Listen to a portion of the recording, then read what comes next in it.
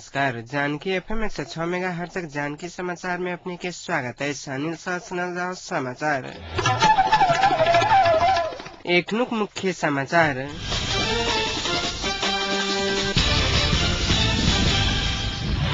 शांति प्रक्रिया सँगसँगै संविधान लेखन के काज निर्धारित मिति में नहीं सम्पन्न भेल त संविधान सभा के म्याद बढ़ाल जा सके। माओवादी उपाध्यक्ष प्रकाश कब संवैधानिक उप समिति के विचार निष्कर्ष भिन्न। कांग्रेस और माओवादी एक दोसर पर संकेत।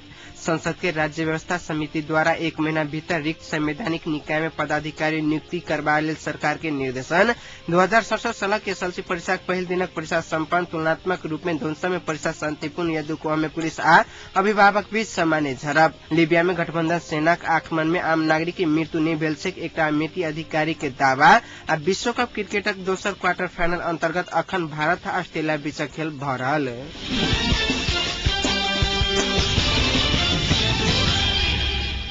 एकीकृत नेकपा माओवादी उपाध्यक्ष नयन काजी श्रेष्ठ प्रकाश शांति प्रक्रिया सँगसँगै संविधान लेखन के काज निर्धारित मिति में नहीं सम्पन्न भेल त संविधान सभा के म्याद बढ़ाओल जा सके बतौलनि। आई अपन कार्यकक्ष में संचारकर्मी संग बातचीत करत प्रकाश लड़ाकू पुनर्स्थापना समाजना काम पूरा करत संविधान लेखन के काम पूरा होबा नहीं सकल कहत सब दल संग सलाह क संविधान सभा के म्याद बढ़ावा सके बतौलनि। दल सब बीच सहमति भेल त लड़ाकू पुनर्स्थापना आ समायोजन नहीं भेला के बाद संविधान बन सके हुन कहब छलैन। वर्तमान सरकार के राष्ट्रीय सहमति सरकार के स्वरूप देवा परत कहत ओ नेपाली कांग्रेस के सेहो सरकार में सहभागी होबाक लेल आह्वान कयलनि। सरकार निर्माण के आधार नहीं 7 सूत्रीय सहमति भेल कहत माओवादी उपाध्यक्ष प्रकाश ओहि के खारिज नहीं कयल जा सके बतौलनि। एकटा दोसर प्रसंग में प्रकाश एकीकृत नेकपा माओवादी भारत विरोधी नहीं रहल स्पष्ट कयलनि। नेपाल के सीमा अतिक्रमण राष्ट्रीय स्वाधीनता सार्वभौम सत्ता आ राष्ट्रीय अखण्डता में आँच आबा के काम भारत कैला के कारणे ओहि के विरोध कयल गेल हुन कहब छलैन।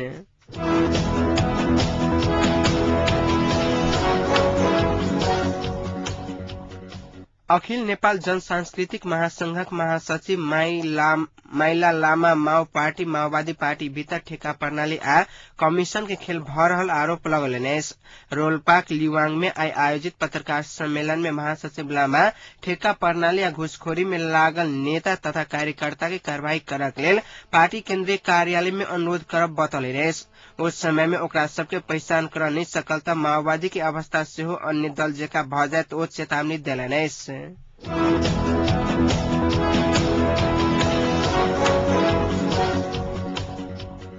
नव संविधानक निर्माण में देखल गेल विवाद समाधानक लेल संवैधानिक समिति गठन करने उप समितिक बैसार निष्कर्ष बिन सम्पन्न भेल। एकीकृत नेकपा माओवादी और नेपाली कांग्रेस एक दोसर प्रति सशंकित रहला के कारणे बैसार में कोनो निष्कर्ष नहीं निकल सकल बताल गेल। धूली खेल के एकटा रिसोर्ट में आज सम्पन्न भावी संविधानक विवादित विषय सब पर सहमति खोजबा लेल गठित उप समिति बैसार में माओवादी कांग्रेस एक दोसर प्रति आशंका व्यक्त कयलनि। बैसार में कांग्रेस संसदीय दल के नेता रामचंद्र पौडेल माओवादी लड़ाकू हथियार राख संविधान जारी करक प्रयास कर रहल आशंका व्यक्त कयलनि। माओवादी लड़ाकू हथियार राख संविधान जारी करक हथियारक बल पर चुनाव जीत का एक दलीय तानाशाह लादक सोच में रहल कांग्रेसक आशंका छल उप समितिक एकटा सदस्य बतौलनि। उप समितिक संयोजक में सेहो माओवादी अध्यक्ष प्रचंड संविधान निर्माण प्रक्रिया में कांग्रेस सहितक दल माओवादी की निषेध करक प्रयास कर रहल आशंका व्यक्त कयलनि। बैसार में मधेशवादी दलक नेता सब राज्य पुनर्संरचना आयोग गठन करक नाम पर संहिता में नहीं जाबाक षड्यंत्र भ रहल आशंका कयलनि। बैसार में मुख्य मतभेद माओवादी कांग्रेस बीच रहल कैद शीर्ष स्तर पर पहल करबा लेल बैसार में जोर देल गेल बुझबा में आयल।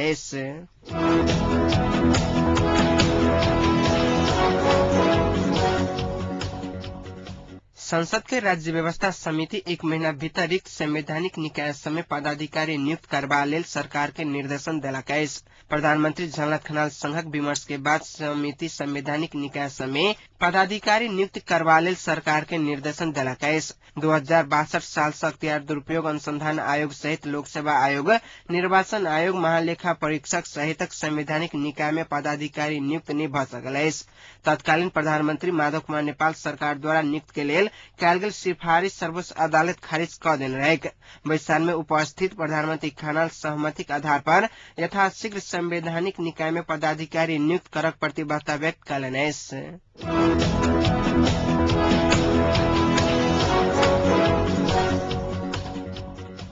अखिल नेपाल यातायात मजदूर संघ अपन 35 सूत्रीय मांग पूरा करक मांग करित दबावमूलक आंदोलनक घोषणा कैलाकैस। राजधानी में आई पत्रकार सम्मेलन कक संघ आंदोलनक घोषणा कैनेस। आंदोलन के कार्यक्रम सब में चैत 11 गते से 25 गते धेर, प्रचारात्मक 26 गते से वैशाख 4 गते धेर प्रत्येक अंचल के यातायात व्यवस्था कार्यालय में साधन पार्किंग आ कारी झण्डा राखक सहितक रहलैस।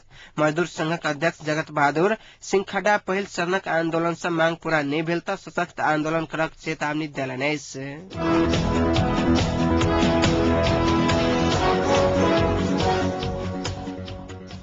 माओवादी उपाध्यक्ष डॉक्टर बाबूराम भट्टराय सिंगापुर में आयोजना हुए वाला एक अंतरक्रिया कार्यक्रम में भाग लेबाक लेल आई सिंगापुर प्रस्थान कैलनेस। सिंगापुर के नेशनल विश्वविद्यालय नेपालक द्वंद्व पश्चात के पुनर्संरचना चुनौती या संभावना विषयक अंतरक्रिया कार्यक्रम में कार्यपत्र प्रस्तुत करक लेल सिंगापुर गेल हुनक स्वकीय सचिव विश्वदेव पाण्डे जानकारी देलनेस। अंतरक्रिया कार्यक्रम में दक्षिण आ पूर्वी एशिया प्रधानाध्यापक आ विद्यार्थी सब सहभागी हेता बताल गेलेस। ऐसा पहिने दाहाल से चीनिया संस्था कार्यक्रम में भाग लेबाक लेल सिंगापुर गेल छलैथ।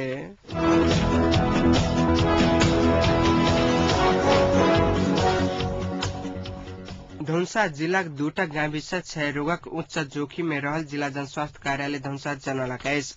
जिला जनस्वास्थ्य कार्यालय धनुषाक अनुसार धनुषाक भरतपुर आ यज्ञभूमि उच्च जोखिम में है। आर्थिक वर्ष 2066-67 साल में 6 से 17 क्षय रोगी में से 63 गोटे के मृत्यु भ चुकल जनस्वास्थ्य कार्यालय धनुषाक क्षय रोग अधिकृत राम गुलाम कर्ण जानकारी देलनेस। जनस्वास्थ्य कार्यालय चौमासी तथ्यांक अनुसार 333 रोगी देखल गेलेस। क्षय रोग से मृत्यु होबाक मुख्य कारण जनचेतना अभाव रहल अधिकृत कर्ण बतौलेनेस। धनुषाक 70 गाविस में महिला स्वास्थ्य स्वयंसेविका मार्फत जनचेतना अभिवृद्धि करक काज भ रहल कर्ण जानकारी देलनेस। क्षयरोग न्यूनीकरण करबा लेल धनुषाक 101 गाविस में डटस कमिटी गठन कक व्यवस्थापन समिति गठन कैल गेलेस। चिकित्सक के प्रत्यक्ष निगरानी में कैल जाय वाला इलाज के डटस विधि कहल जाइत अछि। क्षयरोग विरोधक अभियान में आब के संघर्ष एकर उन्मूलन में मुख्य नारा के संग धनुषाक यज्ञभूमि सहित विश्व भर आई क्षयरोग विरोधक दिवस जन चेतना मूलक कार्यक्रम के आयोजना का मनाल गेलेस।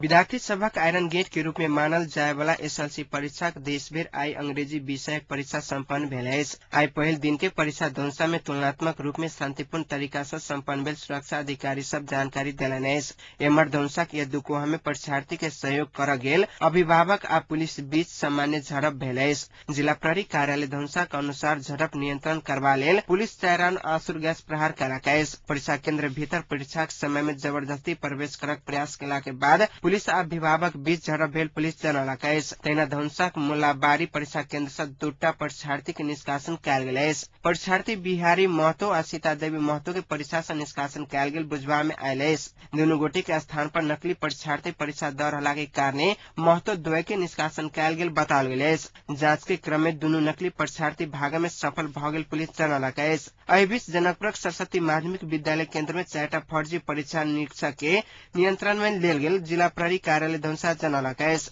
नियंत्रण में लेल गेल 4 गोटे ऊपर आवश्यक कार्यवाही कैल जेतैक धनुषा के एसपी दिनेश आमात्या जानकारी देलनि अछि। परीक्षा के मर्यादित आ व्यवस्थित तरीका से संचालन करबा लेल धनुषा नेपाल पुलिस आ सशस्त्र पुलिस कक 1,000 से अधिक संख्या में सुरक्षाकर्मी परिचालन कैल गेल सुरक्षा अधिकारी सब जानकारी देलनि अछि। धनुषा जिला में नियमित तरफ 9,485 आ एग्जाम्टेड तरफ 4,480 विद्यार्थी एसएलसी परीक्षा में सहभागी अछि। धनुषा में एसएलसी परीक्षा संचालन के लेल कुल 30टा परीक्षा केंद्र निर्धारण कैल गेल जिला शिक्षा कार्यालय परीक्षा शाखा जानकारी देलक अछि। मोरंग के विराटनगर स्थित एकटा ट्यूशन सेंटर से एसएलसी के अंग्रेजी विषयक प्रश्न पत्र बरामद भेल अछि। एसएलसी के पहल दिन आई देश भर अनिवार्य अंग्रेजी विषयक परीक्षा चल रहल समय में पुलिस विराटनगर के एक्सेल एकेडमी ट्यूशन सेंटर से प्रश्न पत्र बरामद कैलक अछि। पुलिस संचालक सहित 14 गोटे के गिरफ्तार कैलक अछि। गिरफ्तार भेल सब ऊपर आवश्यक अनुसंधान भ रहल पुलिस जनलक अछि। तहिना परीक्षा शुरू होबा से पहले प्रश्न पत्र आउट क परीक्षा के अमर्यादित करक अभियोग में स्टार बोर्डिंग परीक्षा केन्द्र विराटनगर केन्द्राध्यक्ष आ सहायक केन्द्राध्यक्ष के पुलिस गिरफ्तार कैलक अछि। विराटनगर 14 स्थित कस्मिक एजुकेशन सेंटर के संचालक मनीष सहनी के अंग्रेजी विषय के परीक्षा शुरू होबा से पहले 1 घंटा पहले प्रश्न पत्र उपलब्ध कराने कहत स्टार बोर्डिंग परीक्षा केन्द्र केन्द्राध्यक्ष डॉक्टर उद्धव पोखरेल, सहायक केन्द्राध्यक्ष द्वैत दिल्ली पोखरेल आ रवि रोका के पुलिस गिरफ्तार कैलक अछि। गिरफ्तार सहायक केन्द्राध्यक्ष पोखरेल नेपाल पत्रकार महासंघ केन्द्रीय पार्षद आ नेपाल प्रेस चौतारीक केन्द्रीय सदस्य सेहो छथि। तहिना परीक्षा में अमर्यादित काज केने कहत पुलिस महतरिक जलेश्वर दुटा निरीक्षक सहित 4 गोटे के नियंत्रण में लेलक अछि। जलेश्वर स्थित अलहैप्स मावी परीक्षा केन्द्र में अमर्यादित काज केने कहत परीक्षा में खटल 2टा निरीक्षक के पुलिस नियंत्रण में लेलक बताल गेल अछि। चिट पहुंचाबे के क्रम में दुनू गोटे के नियंत्रण में लेल गेल जिला शिक्षा कार्यालय मोहतरी जनलक अछि। तहिना लक्ष्मू मावी केन्द्र से 2 गोटे के नियंत्रण में लेल गेल जिला प्रहरी कार्यालय मोहतरी जनलक अछि। एम्हर जिला कारागार मोहतरी से एहि बेर 60टा कैदी एसएलसी परीक्षा द रहल अछि। एहि बेर एसएलसी परीक्षा में देश भर से नियमित तरफ आ एग्जाम तरफ क कुल 4,98,243 विद्यार्थी सहभागी अछि।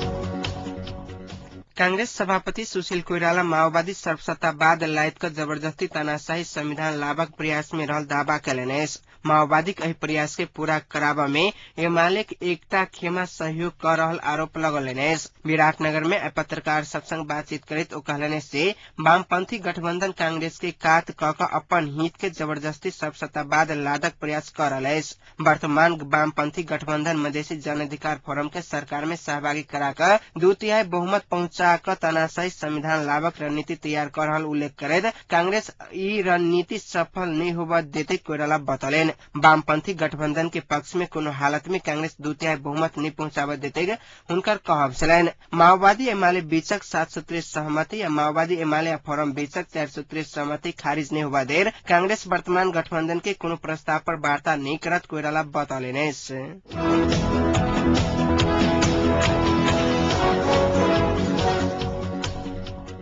चीनिया प्रधानमंत्री बेंजियाओ प्रधानमंत्री जलनाथ खनाल के बधाई दैत शांति, स्थिरता आ विकास के नव सरकार पूर्णता देते विश्वास व्यक्त कयलनि अछि। चीनिया प्रधान सेनापति चेन विदेंग आइ प्रधानमंत्री कार्यालय सिंह दरबार में भेंट वार्ता करैत प्रधानमंत्री खनाल के चीनिया प्रधानमंत्री जिम्बाओ के संदेश सुनौलनि अछि। प्रधान सेनापति छात्रमान सिंह गुरुंगक निमंत्रणा में आयल सेनापति चेन प्रधानमंत्री खनाल से भेंट करबा से पहले रक्षा मंत्री विष्णु पौडेल से भेंट कैने छलखिन। भेंट के क्रम में चीन और नेपाल बीच घनिष्ठ सहकार्य रहला के कारणे अंतर्राष्ट्रीय आ क्षेत्रीय शांति में सेहो महत्वपूर्ण भूमिका निर्वाह करने उल्लेख करैत चीन नेपाल के सहयोग करबा लेल इच्छुक रहल चीन बतौने छलखिन।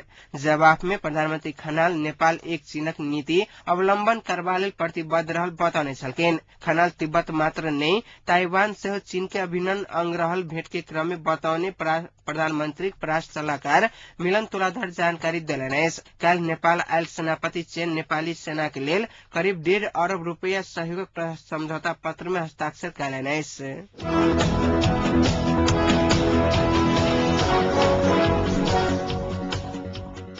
लीबिया के विरुद्ध संयुक्त राष्ट्रक प्रस्ताव लागू करबा लेल नियुक्ति अमेरिकी अधिकारी कहलनि से गठबंधन सेना की कार्यवाही में आम नागरिक के मृत्यु कोनो खबर नहीं छैक। रियल एडमिरल गेरार्ड ह्यूबर के ई बयान गद्दाफी सरकारक दावा के विपरीत अछि। ह्यूबर कहलनि से गठबंधन सेना गद्दाफी सेना पर दबाव देबा के काज कर रहल छैक।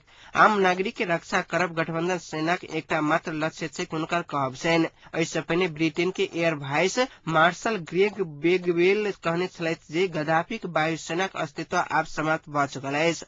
एम्हर अंतर्राष्ट्रीय समाचार एजेंसी के अनुसार राजधानी त्रिपोली के पूर्व स्थित ताजुरा क्षेत्र में एकटा सैन्य स्थल पर विस्फोट भेल अछि। तहिना विद्रोहीक नियंत्रण में रहल मिस्राता शहर में सरकारी सेना एकटा अस्पताल पर आक्रमण कयलक अछि। एम्हर लीबिया के पूर्वी शहर आजादाबिया में गद्दाफी आ विद्रोही के बीच भीषण युद्ध भ रहल बताल गेल अछि। एहि बीच अमेरिका के विदेश मंत्री हिलेरी क्लिंटन फिर एक बेर कर्नल गद्दाफी के पद से हटाबा लेल आ लीबिया से बाहर जेबा लेल आग्रह कयली अछि। संयुक्त राष्ट्रक महासचिव बान की मून अंतर्राष्ट्रीय मानवाधिकार कानून के सम्मान करबा लेल सब पक्ष से अपील कयली अछि।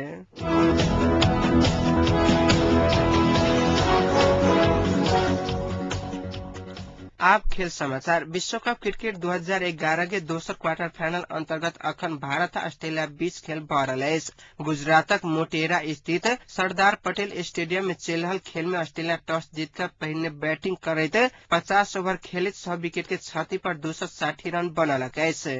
भारत दिस महेंद्र सिंह धोनी के नेतृत्व में सचिन तेंदुलकर, वीरेंद्र सहवाग, गौतम गंभीर, विराट कोहली, युवराज सिंह, सुरेश रैना, अश्विनी, हरभजन सिंह, जाहिर खान, मुन्ना पटेल खेलल सहित। तहिना ऑस्ट्रेलिया तरफ से रिकी पॉन्टिंग के नेतृत्व में Brad Haddin, Michael Clarke, Cameron White, Mike Hussey, David हसी, मिचेल जोनसन, ब्रेटली क्रेजा आ टेंट खेलल सहित। सचिन तेंदुलकर के विश्व कप जीतक सपना आ विश्व कपक उपाधि के हैट्रिक पूरा करक ऑस्ट्रेलिया के सपना के बीच आजुक खेल में रोमांचक हेतुक अपेक्षा कयल गेल अछि। आजुक खेल में विजेता टीम मोहाली में पाकिस्तान के संग सेमीफाइनल खेलतैक। वेस्टइंडीज के 10 विकेट से पराजित करित पाकिस्तान टीम सेमीफाइनल में पहुंच चुकल है। सन 1987 के बाद भारत ऑस्ट्रेलिया के विश्व कप में पराजित नहीं कर सकल है। मोटेरा में भारत 12 में से मात्र 5 मैच जीत सकल है। एतः खेलल गेल विगत 3 मैच में भारत के पराजय के सामना करब पड़ल है। भारत ऑस्ट्रेलिया बीचक आज क्वार्टर फाइनल के मिनी क्वार्टर फाइनल के रूप में लेल जा रहा है।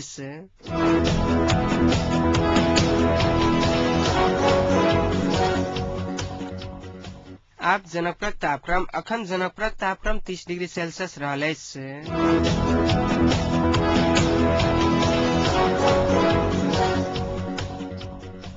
समाचारक अंत में पुनः एक बेर मुख्य समाचार।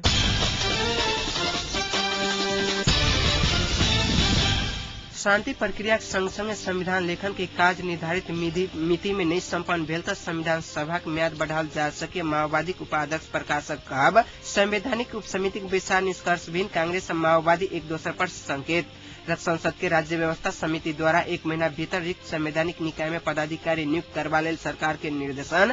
2067 साल के एसएलसी परीक्षा के पहल दिनक परीक्षा संपन्न। तुलनात्मक रूप में धनुषा में परीक्षा शांतिपूर्ण। यदुकोहा में पुलिस और अभिभावक बीच सामान्य झड़प। लीबिया में गठबंधन सेनाक आक्रमण में आम नागरिक की मृत्यु नहीं भेल से एक अमेरिकी अधिकारी के दावा। आ विश्व कप क्रिकेटक दोसर क्वार्टर फाइनल अंतर्गत अखन भारत आ ऑस्ट्रेलिया बीचक खेल भ रहल।